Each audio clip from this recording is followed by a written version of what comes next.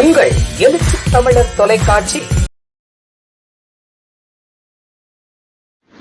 செய்திகள் வாசிப்பது நித்யா. விசிக தலைவரும் சிதம்பரம் நாடாளுமன்ற உறுப்பினருமான திருமாவளவன் பேச்சு. மதுரை மாவட்டம் வேலூர் அருகே மேலவளவு ஊராட்சி மன்ற தலைவர் முருகேசன் உட்பட 7 பேர் படுகொலை செய்யப்பட்ட 27ஆம் ஆண்டு நினைவேந்தல் நிகழ்ச்சியில் கலந்து கொண்ட விசிக தலைவரும் சிதம்பரம் நாடாளுமன்ற உறுப்பினருமான திருமாவளவன் நிகழ்ச்சியில் பேச்சு. முதலமைச்சர் கனவுடன் தற்போது அரசியல் கட்சி தொடங்குகின்றனர். அடுத்த முதல்வர் நான் தான் என அறிவித்துக் கொள்கின்றனர். ஆனால் நான் மக்களுக்காக அரசியலுக்கு வந்தவன். பூமாலை கிடைக்கும் என நினைக்க வேண்டாம். கை விலங்கிட தயாராக வேண்டும். எனது 27 வயதில் பிரகடனம் செய்தது இதுதான். மக்களை அரசியல் படுத்துவோம். இது என தொடக்க கால அரசியல். கள்ளச்சாராயத்தை ஒழிக்க வேண்டும் என அரசியல்வாதிகள் சொல்கின்றனர். ஆனால் மக்கள் மதுபான கடை மூட சொல்கிறார்கள். மது ஒழிப்பு மாநாடு விசிக சார்பில் நடத்தப்பட உள்ளது. மேலவளவு இந்த படுகொலைக்கு பதில் செய்ய வேண்டும் என்ற தூண்டுதல் இருந்தது. ஆனால் அப்போது எனக்கு பொறுப்புகள் இருந்தன. அதை செய்யவில்லை. போராட்டம், பேரணி என அரசியல் நடவடிக்கைக்காக மாற்றம் வேண்டும் என நினைத்தவன் திருமா. அவ்வாறு செய்து இருந்தால் இந்த இயக்கம் வளர்ந்திருக்காது. விசிக நாடாளுமன்றம் வரை சென்றிருக்காது.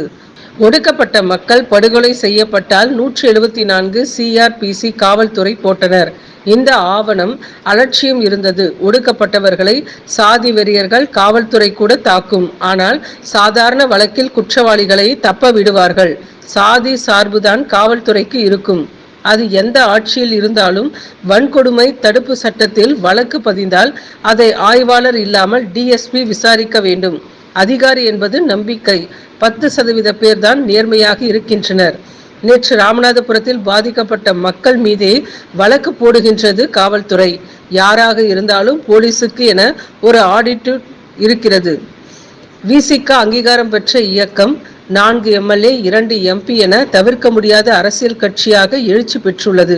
மோடிக்கு எதிரான அரசியல் சட்டமைப்பு ஆபத்து என சொன்னதில் விசிக பங்கு உள்ளது. பாஜகவுக்கும் அரசமைப்பு சட்டத்துக்கு எதிராக நடக்கும் யுத்தம். இதை பிரகடனம் செய்தது விசிக. நாடாளுமன்றத்துக்கு வந்ததும் முதலில் அரசமைப்பு சட்டத்தை தொட்டு தலை வணங்கினார் பிரதமர் மோடி. கள்ளக்குறிச்சி சாராயம் முழு மதுவிலக்கு உறுதியாக இருக்கின்றோம். செப்டம்பர் 17 அன்று மது ஒழிப்பு மாநாடு நடத்தப்பட உள்ளது. இது பெண்கள் மூலம் நடத்தப்படும். விரைவில் இடம் அறிவிக்கப்படும். கால் நூற்றாண்டை கடந்து அந்த மாவீரர்களை நாம் நினைந்து அவர்கள் சிந்திய இரத்தத்திற்கு, அவர்கள் செய்த ஈகத்திற்கு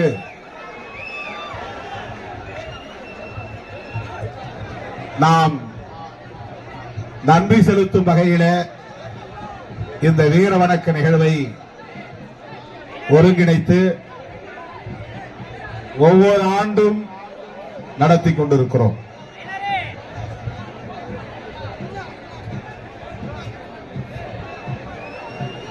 இந்த மாவீரர்கள்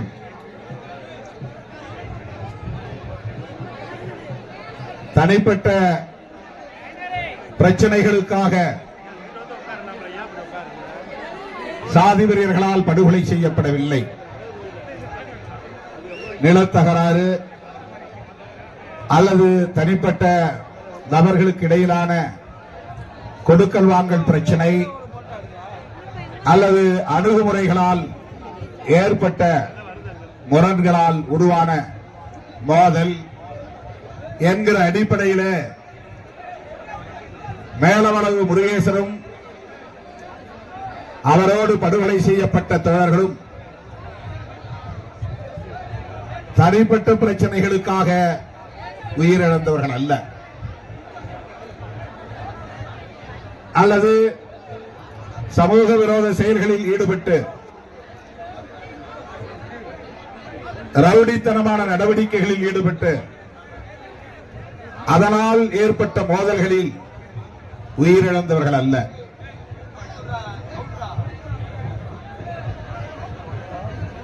சமூக நீதிக்கான ஒரு அறப்போரை மேலவளவு மக்கள் முன்னெடுத்தார்கள். அரசியல் களத்தில் எமக்கான உரிமைகள், சட்டப்பூர்வமான உரிமைகள்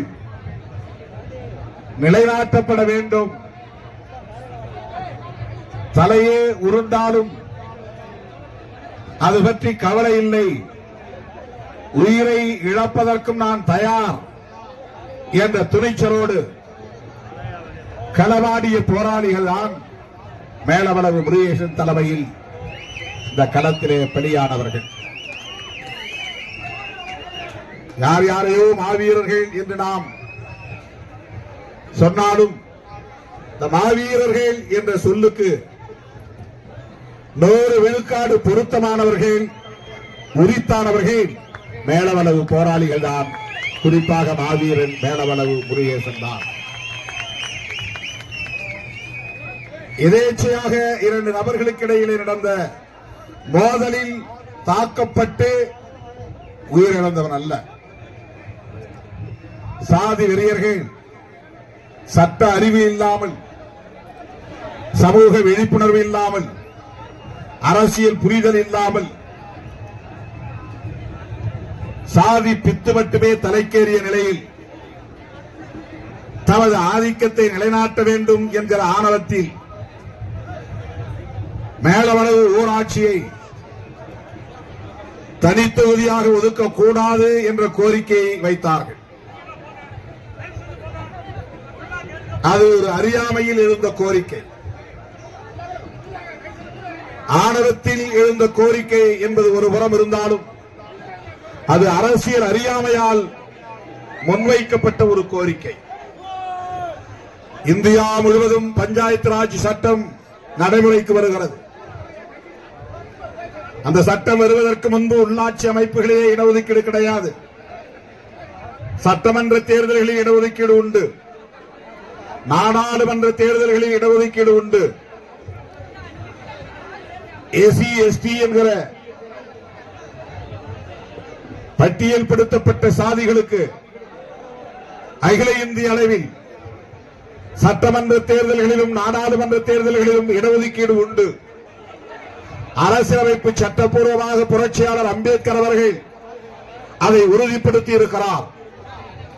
1932 ஆண்டு செப்டம்பர் திங்கள் 24ஆம் நாள் எரவாடா சிறைச்சாலையில் காந்தியடிகளோடு நடத்திய பேச்சுவார்த்தையின் விளைவாக அவர் கையெழுத்திட்ட பூனா ஒப்பந்தத்தின் மூலம் உறுதிப்படுத்தப்பட்ட ஒரு உரிமைதான் சட்டமன்ற தேர்தல்களிலும் நாடாளுமன்ற தேர்தல்களிலும் இந்த மக்களுக்கான இடஒதுக்கீடு என்பது உறுதிப்படுத்தப்பட்டது. உள்ளாட்சி அமைப்புகள் அப்போது அரசின் கட்டுப்பாட்டில் இல்லாமல் இருந்த காலம். அந்தந்த ஊர்களில் இருக்கிற ஆதிக்க சாதிகளை சார்ந்தவர்கள் தான் ஊராட்சி தலைவர்களாக அவர்களே அறிவித்துக் கொள்வார்கள், தேர்ந்தெடுத்துக் கொள்வார்கள். அதற்கு தேர்தல் என்பது கிடையாது, அதற்கு சட்டப்பூர்வமான வரையறைகள் எதுவும் கிடையாது. ஒரு ஊரில் எந்த சாதி பெரும்பான்மையாக இருக்கிறதோ, எந்த சாதியை சார்ந்தவர்கள் ஆதிக்கம் செய்கிறார்களோ அவர்கள் அந்த கிராமத்தின் பரம்பரையான ஊர் தலைவராக, ஊராட்சி தலைவராக இருந்து வருகிற நடைமுறை தொடர்ந்தது. அதிலே ஒரு திருத்தம் கொண்டு வர வேண்டும், அரசின் கட்டுப்பாட்டுக்குள் கொண்டு வர வேண்டும், சட்ட வரையறையை கொண்டு வர வேண்டும் என்று நாடாளுமன்றத்திலே அவ்வப்போது கேள்விகள் எழுந்தன, விவாதங்கள் நடந்தன. அதன் அடிப்படையில் ராஜீவ்காந்தி பிரதமராக இருந்த போது கொண்டு வரப்பட்ட சட்டம் தான் பஞ்சாயத்து ராஜ், நகர்பாலிகா என்கிற 2 சட்டங்கள். பலமுறை நான் இதை பேசியிருந்தாலும் கூட மீண்டும் மீண்டும் இந்த அரசியல் புரிதலை நாம் பெற வேண்டியிருக்கிறது. புதிய இளைய தலைமுறையினருக்கு இதை சுட்டிக்காட்ட வேண்டிய தேவை இருக்கிறது, அறிந்து கொள்ள வேண்டிய தேவை இருக்கிறது. சட்டப்படியான வரையறையை கொண்டு வர வேண்டும் என்கிற விவாதங்களை அடுத்து உருவான சட்டங்கள் தான் பஞ்சாயத்து ராஜ் சட்டம், நகர்பாலிகா சட்டம். பஞ்சாயத்து ராஜ் என்பது ஊரகங்களில், கிராமப்புறங்களில் நடைபெறுகிற தேர்தலுக்கான சட்டங்கள். நகர்பாலிகா என்பது டவுன் பஞ்சாயத், முனிசிபாலிட்டி என்கிற நகர்ப்புறங்களுக்கான தேர்தல்களுக்கு உருவாக்கப்பட்ட சட்டங்கள். இந்த சட்டங்களில் முதல் முறையாக பெண்களுக்கும் இடஒதுக்கீடு வந்தது. எஸ்சி எஸ்டி என்கிற ஷெட்யூல் காஸ்ட் ஷெட்யூல் டிரைப்ஸ் இந்த சமூக பிரிவினருக்கும் இடஒதுக்கீடு சட்டப்பூர்வமாக உறுதிப்படுத்தப்பட்டது. இந்த சட்டம் 1989 நாடாளுமன்றத்தில் நிறைவேற்றப்பட்டவை நடைமுறைக்கு வந்தது. நாடாளுமன்றத்திலே சட்டங்களை இயற்றினாலும் கூட அந்த சட்டங்களுக்கு விதிமுறைகள் வரையறுக்க வேண்டும் என்பது ஒரு சட்ட வரையறை. ஆக்ட் என்பது வேறு, ரூல்ஸ் என்பது வேறு. ஒரு சட்டத்தை நடைமுறைப்படுத்துவதற்கு விதிமுறைகளை வரையறுக்க வேண்டும். அது 1995 தமிழகத்தில் வரையறுக்கப்பட்டது. 89 சட்டம் வந்தது, ஆக்ட். யூனியன் கவர்மெண்ட், டெல்லியிலே இருக்கிற ஒன்றிய அரசாங்கம், இந்திய அரசாங்கம் அந்த சட்டத்தை நிறைவேற்றியது. 5-6 ஆண்டுகளுக்கு பிறகுதான் தமிழ்நாட்டிலே அந்த சட்டத்திற்கான வரையறைகள் வந்தன. அதன் பிறகுதான் இம்ப்ளிமெண்ட் நடைமுறைக்கு வந்தது. அந்த சட்டத்தை நடைமுறைப்படுத்துகிற அந்த சூழலில் தான் உள்ளாட்சி தேர்தலும் அறிவிக்கப்பட்டது. 1990 இந்த இயக்கத்தின் தலைமை பொறுப்பை ஏற்ற நான், தேர்தல் பாதை நமக்கு வேண்டாம், பொது வாழ்க்கையில் கட்சி தொடங்குகிற போதே முதலமைச்சர் கனவோடு பலரும் கட்சி தொடங்குகிறார்கள். அடுத்த முதலமைச்சர் நாங்கள் தான் என்று ஒவ்வொருவரும் அறிவித்துக் கொள்கிற நிலைகளை நாம் பார்க்கிறோம். ஆனால் திருமாவளவன் பொது வாழ்க்கைக்கு வந்தபோது அரசியல் பதவி தேவையில்லை, மக்களுக்காக தியாகம் செய்வோம், சட்டமன்றத்துக்கு போவோம் என்று நான் பேசவில்லை, சிறைச்சாலைகளுக்கு செல்வோம் வாருங்கள் என்று சொன்னேன். என்னை நம்பி என் பின்னால் வருகிற தோழர்கள் கழுத்திலே பூமாலை விழும் என்று எண்ணி வர வேண்டாம். கைகளில் விலங்குகள் மாட்டப்படும், அதை புரிந்து கொண்டு வாருங்கள். எண்ணி வர வேண்டாம். கைகளில் விலங்குகள் மாட்டப்படும், அதை புரிந்து கொண்டு வாருங்கள். சட்டமன்றத்திற்கு செல்வோம் என்று கற்பனைகள் வேண்டாம், சிறைச்சாலை செல்வதற்கு தயாராக வாருங்கள். 1990 எனக்கு 27 வயது. நான் ஒரு அரசு ஊழியர். அப்போது நான் செய்த பிரகடனம் இதுதான்: வாழ்க்கையை முழுமையாக மக்களுக்கு ஒப்படைக்க தயாராக உள்ள இளைஞர்களே, உங்களை என் உயிரின் உயிராக நான் ஏற்றுக்கொள்கிறேன். என்னோடு அணிதிரண்டு வாருங்கள். கிராமம் கிராமமாக செல்லுவோம், மக்களை அமைப்பாக்குவோம், அரசியல் படுத்துவோம். புரட்சியாளர் அம்பேத்கர், தந்தை பெரியார், மாவேலி, மார்க்ஸ் போன்ற மனிதர்களின் கொள்கைகளை மக்களுக்கு எடுத்துச் சொல்வோம். இதுதான் என் தொடக்க கால பிரகடனம், அறிவிப்பு. நான் பொது வாழ்க்கையிலே அடியெடுத்து வைத்த காலத்தில் இப்படித்தான் இயக்க தோழர்களை நான் ஈர்த்தேன், அழைத்தேன், அமைப்பாக்கினேன். அப்போது தேர்தல்களில் பங்கேற்கிற நிலைப்பாடு எதுவும் கிடையாது. தேர்தலை புறக்கணிக்கிற காலத்தில் உள்ளாட்சி தேர்தல் வந்தது. உள்ளாட்சி தேர்தல் அறிவிக்கப்பட்ட நிலையில் மேலவளவு ஊராட்சி தலித்துகளுக்கு என்று ஒதுக்கப்பட்டது. இது சட்டப்படி நிகழ்ந்தது, யாரும் கோரிக்கை வைக்கவில்லை. மேலவளவிலே வாழக்கூடிய இந்த எளிய மக்கள், தலித் மக்கள், எங்கள் ஊராட்சியை எங்களுக்கு ஒதுக்குங்கள் என்று கேட்கவில்லை. இந்த மாவட்டத்தில் அதிகப்படியான மக்கள் தொகை கொண்ட ஊராட்சிகள் எவை எவை என்று அடையாளம் காணுகிற போது, இடஒதுக்கீட்டின் அடிப்படையில் இத்தனை ஊராட்சிகளை இந்த மதுரை மாவட்டத்தில் தனித்தொகுதிகளாக அறிவிக்கப்பட வேண்டும் என்கிற கட்டாயத்தின் அடிப்படையில் மதுரை மாவட்ட ஆட்சியர் தன்னுடைய அதிகார வரம்புக்கு உட்பட்டு எடுத்த முடிவு மேலவளவு ஊராட்சி தலித்துகளுக்கானது என்பது. இதுதான் அரசியல் அறிவு. இதை தெரிந்திருந்தால், இதை தெரிந்தவர்கள் அவர்களுக்கு தலைவர்களாக இருந்திருந்தால் அவர்களுக்கு எடுத்து சொல்லி இருப்பார்கள். பாவம், தலைவர்களுக்கே அந்த அரசியல் புரிதல் இல்லை. அதுதான் சிக்கல், அதுதான் சிக்கல். தமிழ்நாட்டிலே 30 மாவட்டங்கள், அன்றைக்கு 28 மாவட்டங்கள் தான், இன்றைக்கு 32 மாவட்டங்கள்.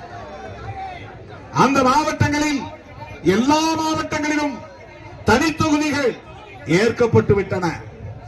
எங்கேயும் எதிர்ப்பு இல்லை. மதுரை மாவட்டத்தில் மட்டும்தான் பாப்பாப்பட்டி, கீரிப்பட்டி, கொட்டக்காட்சியந்தல், மருதங்குடி மற்றும் மேலவளம், இந்த 5 ஊராட்சிகளில் மட்டும் தலித்துகள் விண்ணப்பம் செய்யக்கூடாது என்று சாதி வெறியர்கள் எதிர்ப்பு தெரிவித்தார்கள். தலித்துகள் அதனால் மேலவளவை தவிர பிற ஊராட்சிகளில் மனு போடுவதற்கு தயாராக இல்லை, அச்சப்பட்டு பின்வாங்கினார்கள். அந்த நேரத்தில் துணிச்சலாய் ஒருவன் எழுந்தான். அவன்தான் மாவீர மேலவளவு முருகேசன். நாங்கள் கேட்கவில்லை, அரசு ஒதுக்கி இருக்கிறது. அரசு ஒதுக்கிய தனித்தொகுதியிலே வேட்புமனு தாக்கல் செய்வதற்கு எங்களுக்கு உரிமை இருக்கிறது.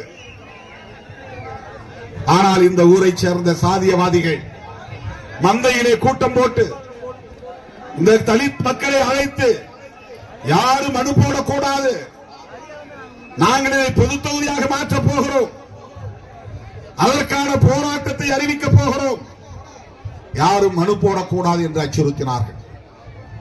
மீறி மனு போட்டால் தலை இருக்காது என்று எச்சரித்தார்கள்.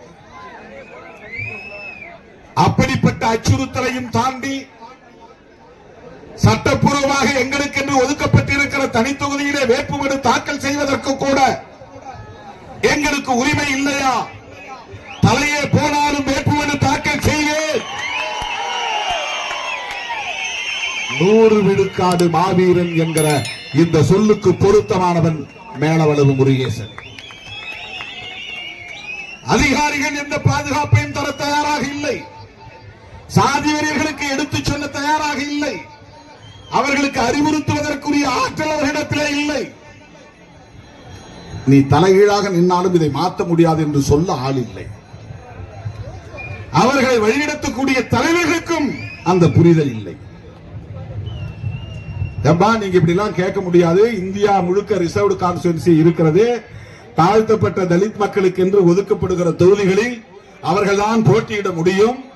10 ஆண்டுகளுக்கு அவர்களுக்கு என்று ஒதுக்கப்பட்ட தொகுதிகளில் வேறு யாரும் கேள்வி எழுப்ப முடியாது.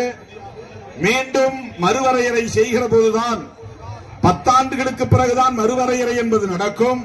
இதெல்லாம் சட்ட அறிவு, அரசியல் அறிவு, இதுவெல்லாம் இல்லை. அவர்களுக்கு எடுத்துச் சொல்லக்கூடியவர்கள் அந்த புரியல் இல்லை. சொல்லி இருந்தால் இது நடந்திருக்காது. அவர்களுக்கு அப்படி எடுத்துச் சொல்லுகிற தலைமை இருந்திருந்தால் இவ்வளவு பெரிய கொடூரம் இங்கே நடந்திருக்காது. சொல்ல ஆள் இல்லை, தூண்டிவிட ஆள் இருந்தார். அதுவே அறியாமைதான். என்ன போராட்டம் நடத்தினாலும் சட்டப்படி அறிவிக்கப்பட்ட தனி தொகுதியை மாற்ற முடியாது. எலெக்ஷன் கமிஷன், தேர்தல் ஆணையம் நோட்டிபிகேஷன் அறிவிப்பு செய்துவிட்டார். அதன் பிறகு நீ உச்ச நீதிமன்றம் போனால் கூட அதை மாற்ற முடியாது. இந்த புரிதல் அவர்களுக்கு இல்லை. அந்த சமூகத்தினரை வழிநடத்தக்கூடிய சாதி சங்க தலைவர்களுக்கு இல்லை. சொல்ல ஆள் இல்லை. அதிகாரிகளும் சொல்லுகிற நிலையில் இல்லை. சொன்னாலும் கேட்கிற அளவுக்கு அவர்களுக்கு பொறுமை இல்லை. நாங்கள் சொன்னால் எவரும் மீற முடியாது. நீங்கள் சொன்னால் நாங்கள் கட்டுண்டு கிடக்க அந்த காலம் இல்லை, இது வேறு காலம். சிறுத்தைகள் இயக்கம் உருவாகிவிட்ட காலம். 1990களில் மதுரை மண்ணிலே வேர் பிடித்த இயக்கம். பகலிலே அலுவலகம் செல்வேன், இரவிலே கிராமங்களுக்கு சென்று மக்களை கூட்டி ஓரிடத்திலே அமர வைத்து அவர்களிடத்திலே பேசுவேன். இப்படித்தான் என் பயணம் தொடங்கியது. சோசியல் மீடியாவிலே உருவான இயக்கமில்லை விடுதலை சிறுத்தைகள் கட்சி. ஊர் ஊராக நடந்து போய் மக்களை சந்தித்து இரவெல்லாம் கண்விழித்து மக்களிடத்திலே அரசியல் பேசி வெவ்வேறு இயக்கங்களிலே கட்டுணர்ந்து கிடந்தவர்களை எல்லாம் மீட்டு அவர்களிடத்திலே விழிப்புணர்வை ஏற்படுத்தி ஒவ்வொரு ஊராக ஒவ்வொரு கொடியை ஏற்றி இரவெல்லாம் கிராமங்களுக்கு சென்று திரும்ப வருவதற்கு பேருந்து கிடைக்காமல் லாரிகளிலே ஏறி, செங்கல் லாரிகளிலே ஏறி, மணல் லாரிகளிலே ஏறி எங்காவது ஒரு இடத்திலே இறங்கி நடந்து செல்லுகிற ஒரு பயணமாகத்தான் தொடக்க கால பயணம் இருந்தது. விடிந்த பிறகுதான் வீடு போய் சேருவோம். படுத்து எழுந்திருக்க நேரம் இருக்காது. அப்படியே பல் துளைக்கி விட்டு குளித்து முடித்து விட்டு அவசரமாக சைக்கிளை எடுத்துக்கொண்டு அலுவலகம் நோக்கி ஓடுவேன். நான் அலுவலகம் போய் சேருவதற்கு முன்னதாக அங்கே எந்த கிராமத்தில் இருந்தோ ஏதோ ஒரு பகுதியில் இருந்தோ மக்கள் வந்து காத்திருப்பார்கள். எங்கள் ஊரை தாக்கிவிட்டார்கள், எங்கள் பெண்களை தாக்கிவிட்டார்கள், படுகொலை செய்து விட்டார்கள், போகிற வழியை அடைத்து விட்டார்கள் என்று ஏதேனும் ஒரு புகாரோடு வந்து கண்ணீரும் கம்பளையுமாய் இருக்கக்கூடிய மக்களை அங்கே நான் சந்திக்க நேரும். அலுவலகத்திற்குள்ளே ஒரு மணி நேரம் இருக்கிறேன் என்றால் வெளியிலே ஒரு மணி நேரமோ 2 மணி நேரமோ அவர்களோடு நின்று நான் பேச வேண்டும். இப்படித்தான் அந்த காலம் தொடங்கியது, அந்த பயணம் தொடங்கியது. தேர்தல் பாதை வேண்டாம் என்று பிரகடனப்படுத்திவிட்டு மக்களை அமைப்பாக்கக்கூடிய அந்த களப்பணிகளை ஆற்றிக் கொண்டிருந்த வேளையில்தான் ஒரு செயற்குழு கூட்டத்திலே தம்பி ஆற்றல் அரசு அன்றைய சக்திவேல் உள்ளிட்ட தோழர்கள் வந்து இந்த பிரச்சனையை சொன்னார்கள். நான் ஒரே வார்த்தையிலே நான் தான் தேர்தலை புறக்கணிக்கிறேனே, விடு, அதை பற்றி பேச வேண்டாம் என்று சொல்லிவிட்டு போனாலும் என் மண்டைக்குள்ளே அது ஓடிக்கொண்டே இருந்தது. அதன் பிறகுதான் என்னுடைய தமக்கை வசிக்கும் திருமாந்துறை கிராமத்திலே ஒரு செயற்குழு கூட்டத்தை கூட்டி இது பற்றி விவாதித்தோம். உள்ளாட்சி அமைப்புகளிலே இடஒதுக்கீடு என்பது நடைமுறைக்கு வந்திருக்கிறது. மேலவளவிலே இப்படி ஒரு நெருக்கடி இருக்கிறது. பல்வேறு பகுதிகளிலே சிக்கல் இருக்கிறது. அப்போது வேட்புமனுவை தாக்கல் செய்யவில்லை. செய்யாத போது அதன் பிறகுதான் முருகேசனை அழைத்து வருகிறார்கள். தல்லாகுளத்திலே நான் தங்கியிருந்த 10க்கு 10 அறையிலே வந்து என்னை சந்தித்தார். ராஜாடு பாகுவான தோற்றம் கொண்ட மாவீரன் முருகேசன். அவரிடத்திலே நான் கேட்டேன், உனக்கு அச்சம் இல்லையா? ஏன் வீம்புக்கு வேட்புமனு தாக்கல் செய்ய துடிக்கிறாய் என்று கேட்டேன். அட விடுங்க, நான் உயிர் போன போட்டோம், வேட்புமனு தாக்கல் பண்ணுவேன். அந்த தம்பி சொன்ன வார்த்தை இன்றைக்கும் பசுமையாக நினைவிருக்கிறது. அப்படி என்றால் என்ன கோரிக்கை? உங்கள் கட்சியை சார்ந்த அவர் சொன்ன வார்த்தை. அப்போது அவர் திமுகவில் இருந்தார். விடுதலை சிறுத்தைகள் இயக்கத்தை சார்ந்த கம்பாப்பட்டி வையங்கருப்பன் என்பவர் வேட்புமனு தாக்கல் செய்கிறார், அவர்கிட்ட சொல்லுங்க. கயலம்பட்டியை சார்ந்த தோழர்களும் கம்பாப்பட்டியை சார்ந்த தோழர்களும் வேட்புமனு தாக்கல் செய்ய விரும்புகிறார்கள். நாம எல்லாரும் சேர்ந்து ஒரு ஆளா நின்னாதான் நல்லது. உங்க கட்சியிலிருந்து யாரும் போட்டியிட வேண்டாம். விடுதலை சிறுத்தைகள் தேர்தல் பாதையில் உடன்பாடு கொண்ட இயக்கம் இல்லை. அப்படி இருந்தால் அவர்களை நான் தடுத்து விடுகிறேன். உங்களுக்கு ஒன்றும் பிரச்சனை இல்லை என்றால் நில்லுங்கள், இல்லை என்றால் வீண் வம்பு வேண்டாம் என்று அறிவுறுத்தினேன். நான் மோடு முட்டியாக இருந்திருந்தால், மதுரையில மோடு முட்டினா முட்டா பையனா இருக்கும், அப்படியா? அதை விடக்கூடாது, நீ போய் நில்லு பாத்துக்கிற அப்படின்னு தான் சொல்லியிருப்பேன். ஆனால் அன்றைக்கே எனக்கு ஒரு பொறுப்புணர்வு இருந்தது.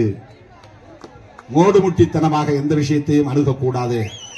அங்கே சாதி வெறியர்கள் எச்சரிக்கை விடுக்கிறார்கள் என்றால் உன் பாதுகாப்பு முக்கியம் என்று சொன்னவன் திருமாவளவன்.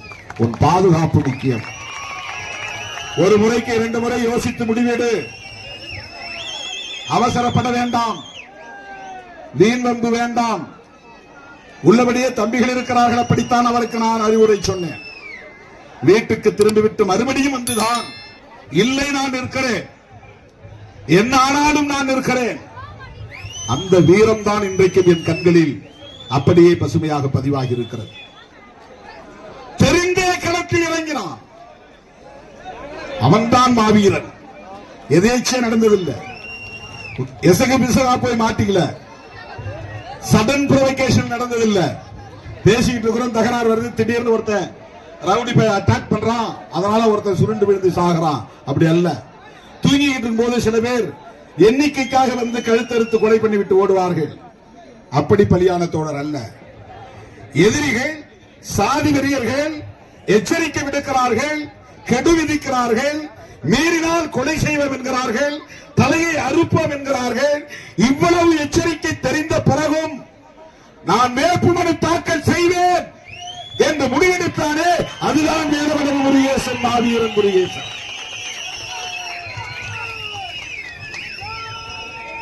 நெருக்கடிகள் சூழ்ந்த போதும் கொள்கை நெறிப்படியே வாழ்தல் வீரம்.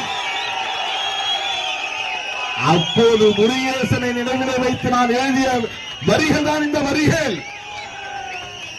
அருவாளை தூக்கிறதுக்கு பேர் வீரம் இல்ல, 10 பேர் ஒளிஞ்சிருந்து வெட்டுறதுக்கு பேர் வீரம் இல்ல. அப்பாவிகளை, நிராயுதபாணிகளை 50 பேர் சூழ்ந்து வளர்ச்சிட்டு ஓங்கி ஓங்கி வெட்டுறது கோழைத்தனம். அது எவன் ஒருவன் எதிரியின் கையில் ஆயுதம் இருக்கும் போது அவரோடு மோதுகிறவன் தான் வீரன். பதுங்கியிருந்து வெட்டுகிறவன் கோழைத்தனம். அது ஒருபோதும் வீரமாகாது. அருவாள் தூக்குவதில் வீரமில்லை, கொடுவாளை வீசுவதில் வீரமில்லை. நெருக்கடிகள் வருகிற போதும் எதிர்த்து நிற்பதுதான் வீரம். நெருக்கடிகள் சூழ்ந்த போதும் கொள்கை நெறிப்படியே வாழ்தல் வீரம்.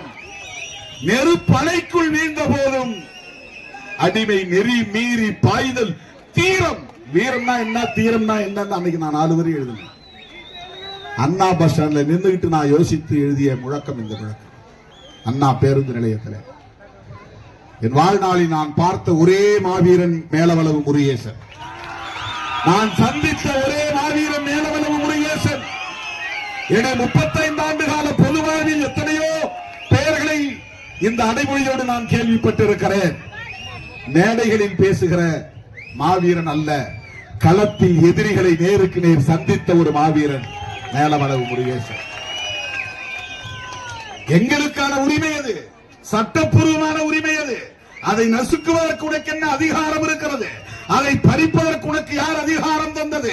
அதனால் என் உயிர் போனாலும் அந்த உரிமையை நிலைநாட்டுவேன். அதுதான் கொள்கை நெறிப்படி வாழ்தல் வீரம்.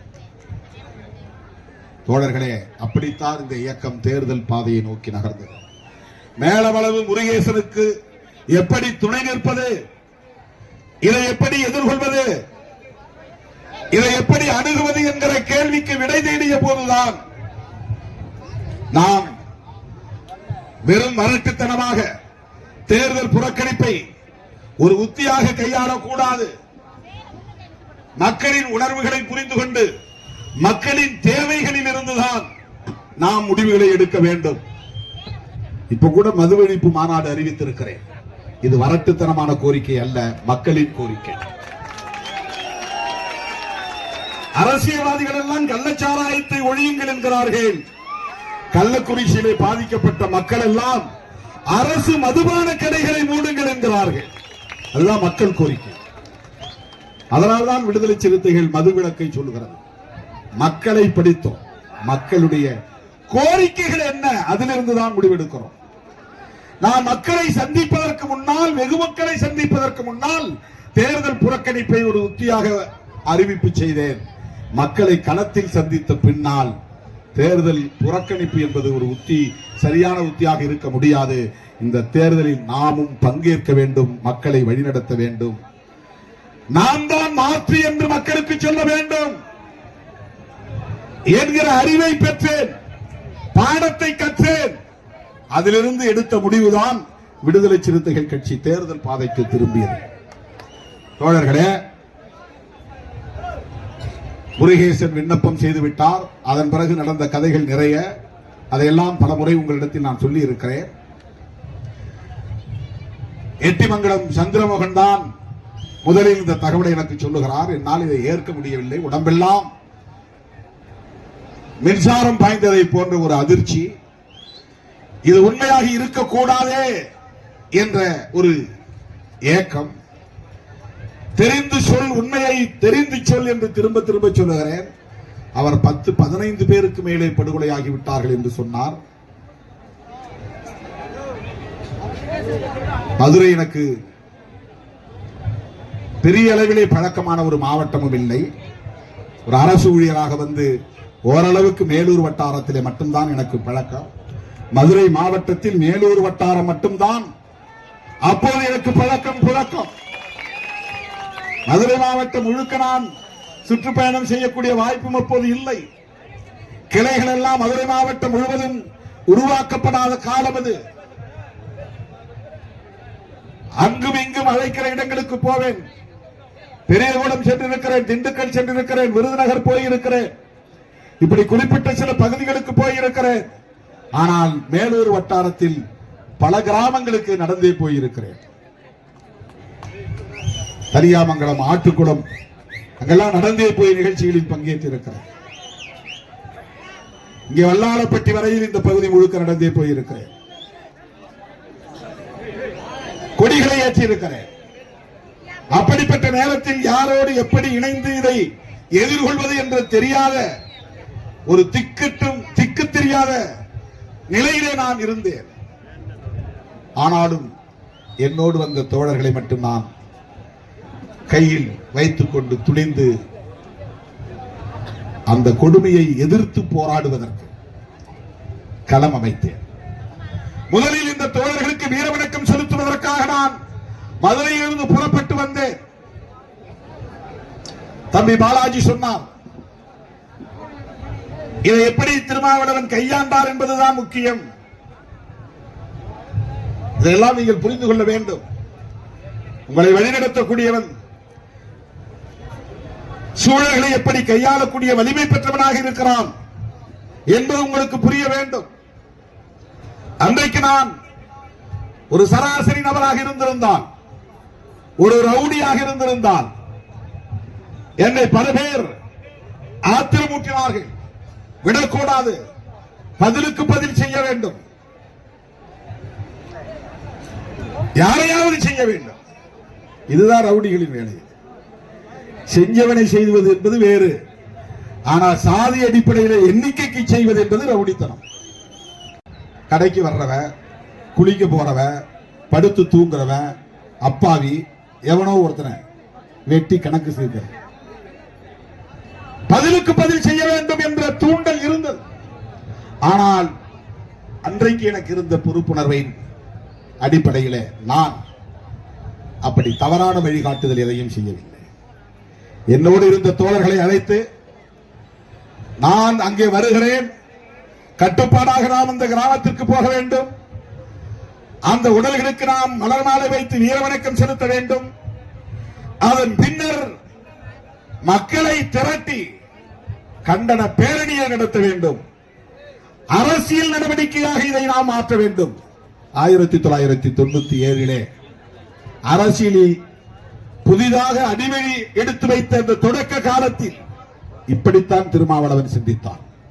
தூண்டிவிட 4 பேரை கூப்பிட்டு, இந்தா கையில அதை வச்சுக்க, இதை வச்சுக்க, எவனாவது கையில தெம்பரவனை போட்டு தள்ளு என்று தூண்டி இருந்தால் அது மாறி மாறி வெட்டக்கூடிய ரவுடித்தனமாக மாறியிருக்கும். அது தொடர்கதையாக நீடித்திருக்கும்.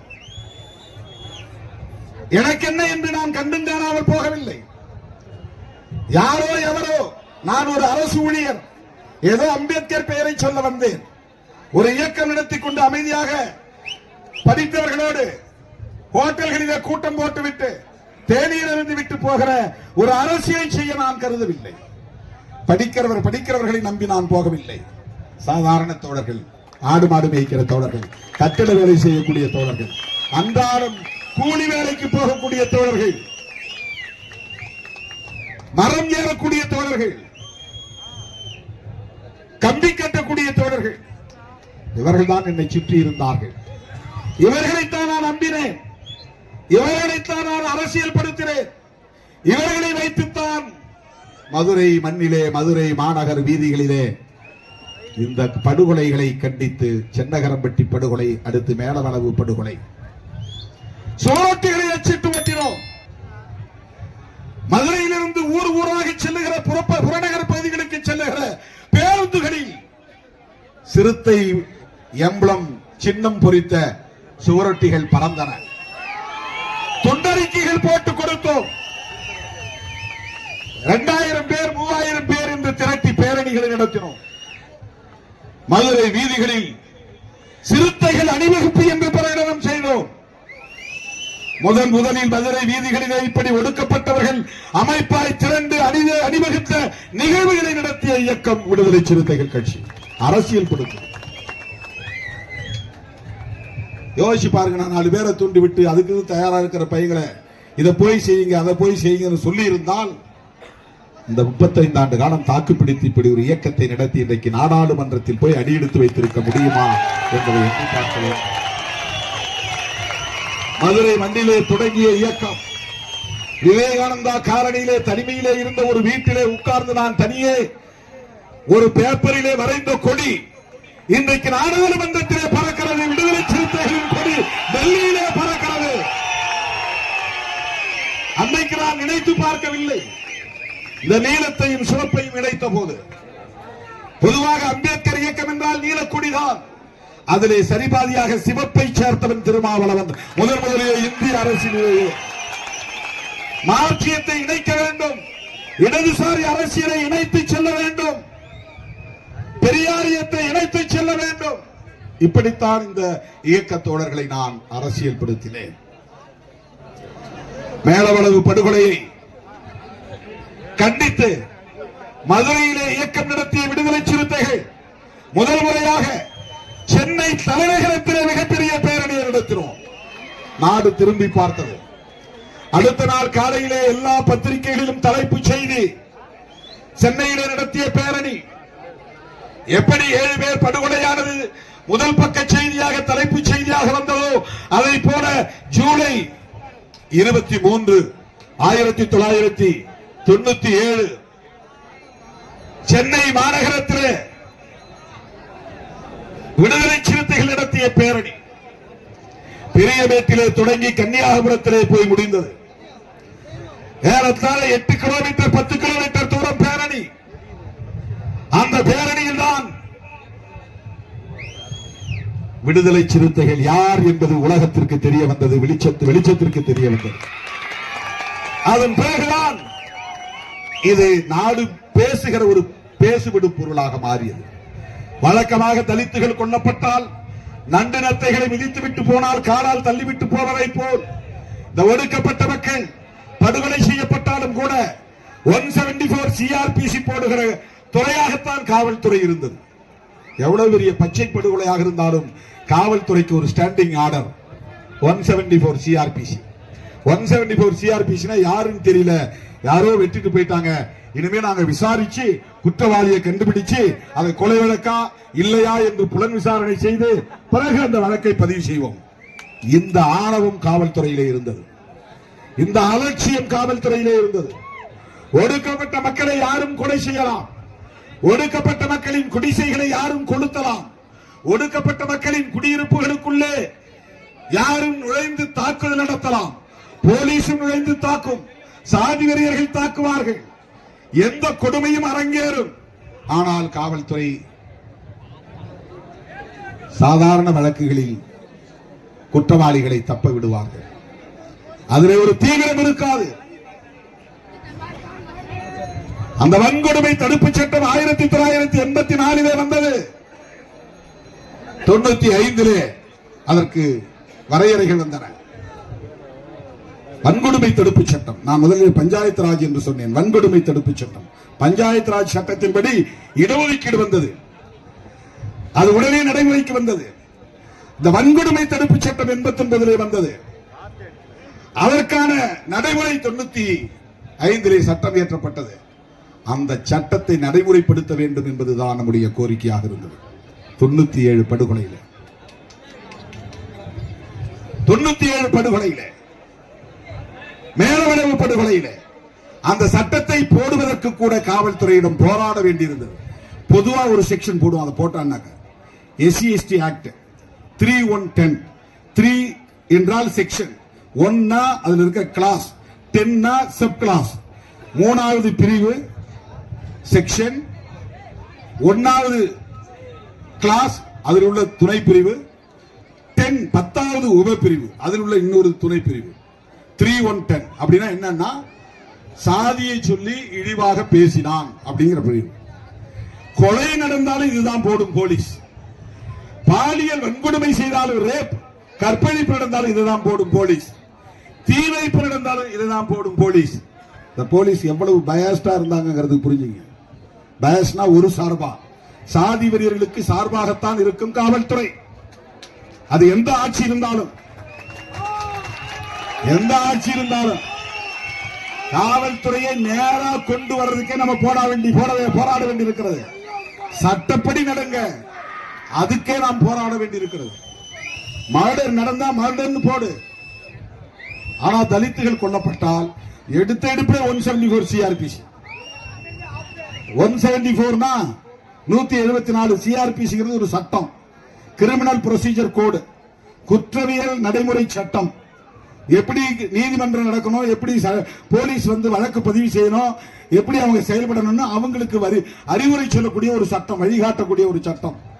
அந்த சட்டத்துல 174வது பிரிவு என்ன சொல்லுதுன்னா, ஒரு பாடி கிடைச்சுன்னா எடுத்த எடுப்பிலே அந்த செக்ஷன்ல வழக்க பதிவு பண்ணி அந்த பாடியை கைப்பற்றி, அந்த உடலை கைப்பற்றி, பிணத்தை கைப்பற்றி புலன் விசாரணை மேற்கொள்ளணும்.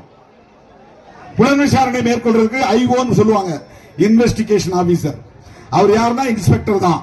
ஆனா இந்த வன்கொடுமை தடுப்பு சட்டம் வந்த பிறகு இன்ஸ்பெக்டர் ரொம்ப பயஸ்டா இருப்பாங்க, சாதியவாதிகளா இருப்பாங்க, அவங்க ஒரு சார்பா நடந்துக்குவாங்க, தலித்துகளுக்கு எதிராக இருப்பாங்கிறதுனால அந்த வன்கொடுமை தடுப்பு சட்டத்திலேயே DSP தான் விசாரிக்கணும். SC/ST ஆக்ட்னா DSP ஒரு அதிகாரி கொஞ்சம் நேர்மையா இருப்பாங்கன்னு ஒரு நம்பிக்கை. அவங்க இருக்க மாட்டாங்க, அது வேற. அதிகாரிகளும் நேர்மையா இருப்பாங்கிறது என்ன அங்கொன்னு இங்கொன்னு தான், ரொம்ப ரொம்ப கம்மி. அது ஒரு 10% பேர் தான் சட்டத்துக்கு மரியாதை கொடுத்து நீதி தவறாம நடக்கணும்னு நினைக்கக்கூடியவங்க. மற்றவங்க வலுவா இருக்கிற பக்கம் சாஞ்சிருவாங்க. எந்த சாதி ஆதிக்கமா இருக்கோ அந்த சாதிக்கு சலாம் போட்டு, நீங்க நினைக்கிற மாதிரி நான் அந்த கேஸ மூடிடுறேன், கேஸ் போடுற மாதிரி போடுறேன், உங்க மேலையும் சேர்த்து போடுறேன். வரும்போது ஏர்போர்ட்ல சொன்னாங்க, ராமநாதபுரம் மாவட்டம் சம்பகுளம் கிராமத்துல சாதி வெறியர்கள் கொடிக்கம்பத்தை உடைச்சிட்டான், ட்ரில்லிங் வச்சு குடிநீர் தொட்டியை உடைச்சிட்டான். போலீஸ் வழக்கு போடுறான். தெருவுக்கு உடைச்ச மேலும் கேஸ், புகார் கொடுக்க போனவங்க பேரும் கேஸ். உடைச்சவன் 3 பேர் மேல கேஸ், புகார் கொடுத்தவன் 13 பேர் மேல கேஸ். இதுதான் போலீஸ் நாணயம், போலீஸ் புத்தி. இதுதான் கேடுகட்ட புத்தி, சாதி புத்தி, ஒரு சார்பான புத்தி, பாரபட்ச புத்தி, வெட்கக்கேடாக இருக்கிறது. இதெல்லாம் எதுக்கு IPS படிச்சுட்டு வந்தாங்கிறது தெரியல. ஒரு நேர்மை இல்லைன்னா என்ன படிச்சு என்ன புண்ணியம்? ஒரு நேர்மை இருக்கணும்ல. விக்டிம்ஸ் மேல கேஸ் போடுறவன் நேர்மையான ஆளா? பாதிக்கப்பட்டவன் மேல கேஸ் போடுறான், கேட்டா IPSங்கிறான். நாக்கு வைக்கிறதுக்காது. உன்ட நேர்மையே இல்ல, அப்புறம் படிச்சு என்ன புண்ணியம்? நேர்மையே இல்லையே. பாதிக்கப்பட்டவன் புகார் கொடுக்கிறான், அவன் மேல 13 பேர் மேல கேஸ்.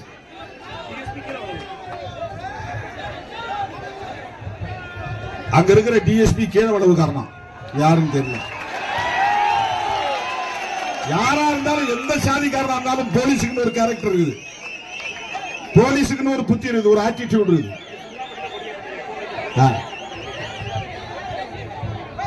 பாதிக்கப்பட்டு ஊரை கொளுத்திடுவான், ஊருக்குள்ள அடிப்பான். கருவனூர்ல ஊருக்குள்ள அடிக்கிறான், தீ வச்சு கொளுத்துறான். அந்த ஊர்ல இருந்த மக்கள் மேல கேஸ் போடுறான் போலீஸ். என்ன இது? என்ன நியாயம் இது? எந்த சட்டத்தில் இடம் இருக்குது? கேட்டா அவங்க கண்டுபிடிச்சு வச்சுக்கலாம், போலீஸ வேலை செய்ய விடாம தடுத்தாங்க. இது இந்தியா முழுக்க இருக்கு, தமிழ்நாட்டில் மட்டும் இல்ல. இப்ப மேலவளவு படுகொலை நடந்த நேரத்தில் மதுரையில நாம் சென்னையில பேரணி நடத்துறோம். அதே ஆகஸ்ட் மாதம் 23ஆம் தேதி, அதே வருஷம் ஆகஸ்ட் 8ஆம் தேதி மேலூர்ல பேரணி நடத்தும். மதுரையில் நடத்துறது இல்லாம இன்னைக்கு எவனா வந்து சோசியல் மீடியாவில் ஏதோ எழுதிட்டு இருக்கிறாங்க வரலாறு மாத்தி. அந்த மேலூர்ல நடந்த பேரணியில காவல்துறை தடியடி நடத்திச்சு. நம்மளை அடிச்சு சிதற வைக்கிறாங்க. பேரணி அமைதியா 1 by 1 காலேஜ் கிரவுண்ட்ல இருந்து வருது. கவர்மெண்ட் ஆர்ட்ஸ் காலேஜ் அங்க இருந்து நாங்க பேரணி புறப்பட்டுங்க போலீஸ் ஸ்டேஷன் நோக்கி வரோம். பேரணி வந்து முடிய போற நேரத்துல போலீஸ் தடியடி நடத்தி பாதி கும்பலை பிரிச்சு பயங்கரமா தாக்குதல் நடத்துறாங்க. அப்ப நான் போலீஸ் சண்டை போடுறேன். என்ன போலீஸ் எஸ்பிக்கு பாதுகாப்பா இருந்த ஆயுத போலீஸ்காரன் என் மண்டைய ஓங்கி அடிக்கிறதுக்கு வந்தானு. அந்த எஸ்பி அன்னைக்கு நல்ல வேலை 2 கையாளையும் தடுத்து என் மேல அடி விடாம தடுத்தாங்க. ஆனாலும் மேல விழுந்துச்சு, மண்டையில விழல, அடிச்சாங்க. என்ன கோரிக்கை? வன்கொடுமை தடுப்பு சட்டத்தை நடைமுறைப்படுத்து. இதுதான் கோரிக்கை. இப்படித்தான் போராடினோம். பதுங்கியிருந்து ஒளிந்திருந்து கூலிப்படையிடம் தூண்டிவிட்டு பதிலுக்கு பதில் செய்யுங்கள் என்று ரவுடித்தனத்தை தூண்டவில்லை விடுதலை சிறுத்தைகள் கட்சி. திருமாவளவன் மேலவளவு படுகொலையை நாடே பேச வைக்கக்கூடிய வகையில் அரசியல் படுத்திய இயக்கம் விடுதலை சிறுத்தைகள் கட்சி. வட மாவட்டங்களில் கிளைகள் ஆரம்பிக்கப்படாத நிலையிலே கூட பல மாவட்டங்களில் விடுதலை சிறுத்தைகளின் எழுச்சி மாபெரும் போராட்டமாக மாறியது. கடலூர் மாவட்டம் மிக பெருமளவிலே இந்த படுகொலையை கண்டித்து பேரணிகள், ஆர்ப்பாட்டங்கள், சாலை மறியல்கள் என்று களத்திலே இறங்கிய மாவட்டம். தோழர்களே, இதுவெல்லாம் நாம் கடந்து வந்த பாதைகள். இன்றைக்கு நம்முடைய தோழர்கள் சொன்னதை போல 4 சட்டமன்ற உறுப்பினர்களையும் 2 நாடாளுமன்ற உறுப்பினர்களையும் பெற்று தேர்தல் ஆணையத்தின் சட்ட வரையறையின்படி அங்கீகாரத்தை பெற்ற இயக்கமாக, பேரியக்கமாக விடுதலை சிறுத்தைகள் கட்சி தவிர்க்க முடியாத ஒரு அரசியல் சக்தியாக எழுச்சி பெற்றிருக்கிறது. தமிழ்நாட்டில் மட்டுமின்றி கேரளா, ஆந்திரா, தெலுங்கானா, கர்நாடகா, மகாராஷ்டிரா என்று சிறுத்தைகளின் கொடி இன்றைக்கு கிராமப்புறங்களில் பறக்கிறது. அகில இந்திய அளவில் இந்தியா கூட்டணி என்கிற ஒரு மாபெரும் கூட்டணியில் 28 கட்சிகளில் ஒரு கட்சியாக விடுதலை சிறுத்தைகள் கட்சி இன்றைக்கு அங்கம் வகிக்கிறது. மோடிக்கு எதிரான அரசியலை விதைத்ததில், அரசமைப்பு சட்டத்திற்கு ஆபத்து என்கிற கருத்தை பரப்பியதில் விடுதலை சிறுத்தைகளுக்கு மாபெரும் பங்கு உண்டு. கடந்த 10 ஆண்டுகளாக விடுதலை சிறுத்தைகள் பேசிய அரசியல் இன்றைக்கு இந்தியா முழுவதும் பேசப்படுகிறது. நாடாளுமன்றத்தில் ராகுல் காந்தி உட்பட ஒவ்வொருவரும் இன்றைக்கு அரசமைப்பு சட்டத்தை உயர்த்தி பிடிக்கிறார்கள் என்றால், அந்த அரசமைப்பு சட்டத்தை உயர்த்தி பிடித்த இயக்கம் இந்தியாவிலேயே முதலாக உயர்த்தி பிடித்த இயக்கம் விடுதலை சிறுத்தைகள் கட்சி. மோடி முதல் முறையாக பிரதமர் ஆனதும் அடுத்த ஓரிரு ஆண்டுகளில் டிமானிட்டைசேஷன், 500 ரூபாய் நோட்டு செல்லாது, 1000 ரூபாய் நோட்டு செல்லாது என்று அறிவித்தவுடன் மோடியால் அரசமைப்பு சட்டத்திற்கு ஆபத்து என்று சொல்லி பாண்டிச்சேரியிலே 1,00,000 பேரை திரட்டி அரசமைப்பு சட்ட பாதுகாப்பு மாநாட்டை நடத்திய இயக்கம் விடுதலை சிறுத்தைகள் கட்சி. இது காங்கிரசுக்கும் பிஜேபிக்கும் நடக்கிற யுத்தம் இல்லை. இது காங்கிரசுக்கும் இடதுசாரிகளுக்கும் இடையே நடக்கிற யுத்தம் இல்லை. இது பிஜேபிக்கும் அரசமைப்பு சட்டத்திற்கும் இடையே நடக்கிற யுத்தம். இதை பிரகடனம் செய்தவன் திருமாவளவன், செய்த இயக்கம் விடுதலை சிறுத்தைகள் கட்சி. ஆர்எஸ்எஸ்க்கும் அரசமைப்பு சட்டத்திற்கும் இடையிலே நடக்கிற யுத்தம் அப்படி பிரகடனம் செய்தோம். தோழர்களே, இன்றைக்கு ஊராக ராகுல் காந்தி அரசமைப்பு சட்டத்திற்கு ஆபத்து என்று எடுத்து முழங்கக்கூடிய ஒரு நிலையை இந்திய அரசியல் சந்தித்திருக்கிறது என்று சொன்னால், அதை தொடங்கி வைத்த இயக்கம் விடுதலை சிறுத்தைகள் கட்சி. அதை பெருமையோடு சொல்ல நான் கடமைப்பட்டிருக்கிறேன். பேசாத கூட்டம் இல்லை, பேசாத மாநாடு இல்லை. சேவ் கான்ஸ்டிடியூஷன் கான்ஃபரன்ஸ் என்ற பெயரிலே அரசமைப்பு சட்டத்தை பாதுகாப்போம் என்கிற மாநாடு ஆந்திராவிலே 4-5 இடங்களில் நடந்தது. கர்நாடகாவிலே நடந்தது, தெலுங்கானாவிலே நடந்தது, கேரளாவிலே மூணாறிலே நடந்தது, டெல்லியிலே அறிவார்ந்தவர்கள் கூடிய அரங்குகளில் முழங்கினோம். புரட்சியாளர் அம்பேத்கர் அவர்கள் வகுத்தளித்த அரசமைப்பு சட்டத்திற்கு ஆபத்து. இன்றைக்கு என்ன நிலை? வெற்றி பெற்று பதவியேற்க போனதும் மோடி முதலில் தலை வணங்கியதே அரசமைப்பு சட்டத்தில் தான். அரசமைப்பு சட்டத்தில் தான் ஆணவத்தோடு ஆட்சி செய்து கொண்டிருந்த கும்பலை அரசமைப்பு சட்டத்தை முத்தமிடக்கூடிய வகையிலே, அரசமைப்பு சட்டத்தை தொட்டு வணங்கக்கூடிய வகையிலே தலை வணங்க செய்திருக்கிறோம். அதிலே விடுதலை சிறுத்தைகளின் பங்கு மகத்தானது என்பதை சொல்ல நான் கடமைப்பட்டிருக்கிறேன். அருமை தோழர்களே, இன்றைக்கு அங்கீகாரம் பெற்று அந்த தகுதி நிலையை எட்டி அதன் பிறகு முதலாக நான் வேலவளவுக்கு வந்திருக்கிறேன். சென்னையிலே நடைபெற்ற கூட்டத்தில் நான் ஒன்றை சொன்னேன். தேர்தல் அரசியலுக்கு திரும்பியதும் சிதம்பரம் தொகுதியிலே நானே வேட்பாளராக போட்டியிடக்கூடிய நிலை உருவானது. 15 நாள் இடைவெளியில் ஒரு வேட்பாளராக நான் போய் நின்றதும் மக்களிடையே எழுந்த எழுச்சியை கண்டு பொறுத்துக் கொள்ள முடியாத சாதி வெறியர்கள் தலித் மக்களை குறிவைத்து தாக்கினார்கள். 15 கிராமங்கள் முற்றாக எரிக்கப்பட்டு சாம்பலாக்கப்பட்டன. நூற்றுக்கணக்கான கிராமங்கள் தாக்கப்பட்டன. நூற்றுக்கணக்கான இளைஞர்கள் காயப்பட்டார்கள், ரத்தம் சிந்தினார்கள். அந்த இளைஞர்களுக்கு நான் இந்த அங்கீகார வெற்றியை காணிக்கையாக்குகிறேன் என்று சொன்னேன்.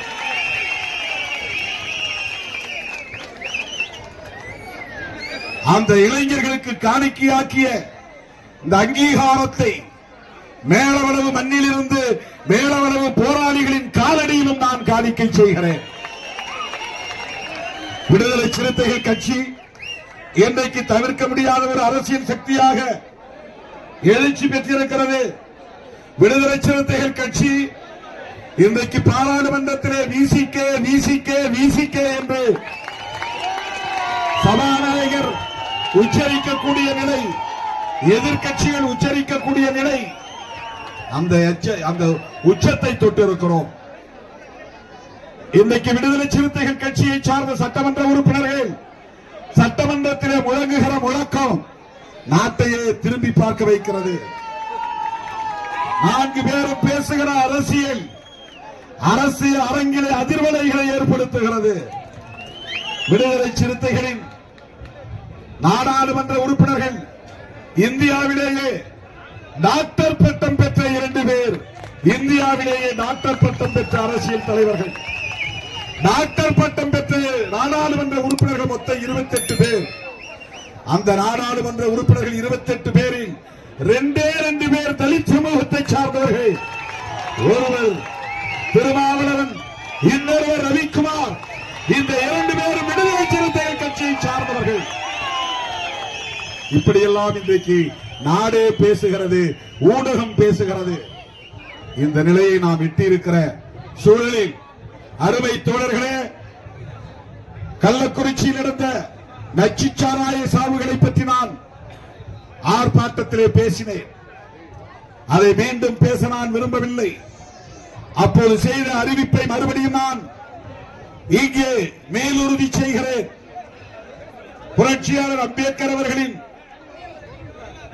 சமூக நீதி கொள்கைகளை எப்படி நாம் ஏற்றுக்கொண்டதை முன்னெடுத்து செல்கிறோமோ அதை போல அந்த களத்திலே சமகாலத்தில் புரட்சியாளர் அம்பேத்கர் அவர்களை தன் தோழனாக ஏற்றுக்கொண்டு சமூக நீதிக்காக போராடியவர். 2 பேரும் மதுவிலக்கில் உறுதியாக இருந்த தலைவர்கள். ஒருவர் புரட்சியாளர் அம்பேத்கர், இன்னொருவர் தந்தை பெரியார். 2 பேருமே மதுவிலக்கு கொள்கையில் உறுதியாக இருந்தவர்கள். சமூக நீதிக்காக தன் வாழ்வை ஒப்படைத்துக் கொண்டவர்கள். கார்ல் மார்க்ஸ் மதத்தையே அபின் என்று சொன்னவர். மத பற்று என்பது மனிதனை மயக்கும் அபின் என்றால் ஒரு போதைப் பொருள், போதை மருந்து. ஆகவே மதுவும் வேண்டாம் மதமும் வேண்டாம் என்று சொன்னவர் மாமேதை மார்க்ஸ். மதுவும் வேண்டாம் மதமும் வேண்டாம் என்று சொன்னவர் மாமேதை மார்க்ஸ். அம்பேத்கர், பெரியார், மார்க்ஸ் என்கிற அந்த மாமனிதர்களின் கொள்கை வழியிலே இயங்குகிற இயக்கம் தேர்தல் அரசியலில் இதனால் எந்த பின்னடைவு ஏற்பட்டாலும் ஒருபோதும் கவலைப்படாது விடுதலை சிறுத்தைகள் கட்சி. முழு மதுவிலக்கிலே உறுதியாக இருக்கிறோம். 2015 முழு மதுவிலக்கை கோரி மகளிர் மாநாட்டை நடத்தினோம். அண்மையிலே வெல்லும் ஜனநாயக மாநாட்டை நடத்தினோம். உலகமே திரும்பி பார்த்தது, சிறுத்தைகளின் கட்டுப்பாட்டை கண்டது. எங்கிருந்து வருகிறார்கள் இவர்கள்? புற்றீசல் போல் வந்து கொண்டே இருக்கிறார்கள். நள்ளிரவு 12 மணியை தாண்டியும் கும்பல் கலையவில்லை. வெல்லும் ஜனநாயகம் என்று முழங்கினோம். வென்றது ஜனநாயகம். 234 தொகுதிகளிலே இன்றைக்கு இந்தியா கூட்டணி வெற்றி பெற்றிருப்பது ஜனநாயகத்தின் வெற்றிதான். அதை போல நாட்டின் கவனத்தை ஈர்க்கிற ஒரு மாபெரும் மாநாட்டை நாம் நடத்த திட்டமிட்டிருக்கிறோம். முழுக்க 100 விழுக்காடு பெண்கள் பங்கேற்கிற மாநாடு, மகளிர் மாநாடு, மது ஒழிப்பு மகளிர் மாநாடு. செப்டம்பர் 17 பெரியார் பிறந்த நாளில் இடம் பின்னர் அறிவிக்கப்படும். பெரும்பாலும் விழுப்புரம் மாவட்டம் அல்லது கள்ளக்குறிச்சி மாவட்டம் அந்த பகுதியில் ஒருங்கிணைக்கப்படலாம். தேதியை 2 நாட்களில் நான் அறிவிக்க இருக்கிறேன். அந்த மாநாட்டுக்கான பல களப்பணிகளை உடனே நாம் தொடங்க வேண்டும். எல்லா மாவட்டங்களில் இருந்தும் ஆயிரக்கணக்கான மகளிரை நாம் அணிதிரட்டி வர வேண்டும். மேலவளவு மகளிர் மாநாட்டுக்கு வர வேண்டும். மாவீரன் முருகேசன் அவருடைய தலைமையில் களப்பணியான அந்த 7 பேருக்கும், இந்த பகுதியில் சாதி வெறியர்களால் படுகொலை செய்யப்பட்ட தோழர்கள் அனைவருக்கும் இந்த வீரவணக்க நாளில் வீரவணக்கம் செலுத்தி சனாதனத்தை வேறறுக்க, சமத்துவத்தை வென்றெடுக்க உறுதியேற்கிறோம் என்பதை சொல்லி அனைவரும் பாதுகாப்பாக வீடு திரும்ப வேண்டும் என்று வேண்டுகோள் விடுத்து விடைபெறுகிறேன். நன்றி, வணக்கம். இந்த சேனல் மக்களுக்காக செயல்படுகிறது என்று நீங்கள் நம்பினால், வாய்ப்பிருந்தால் எங்களுக்கு முடிந்த உதவியை செய்யுங்கள்.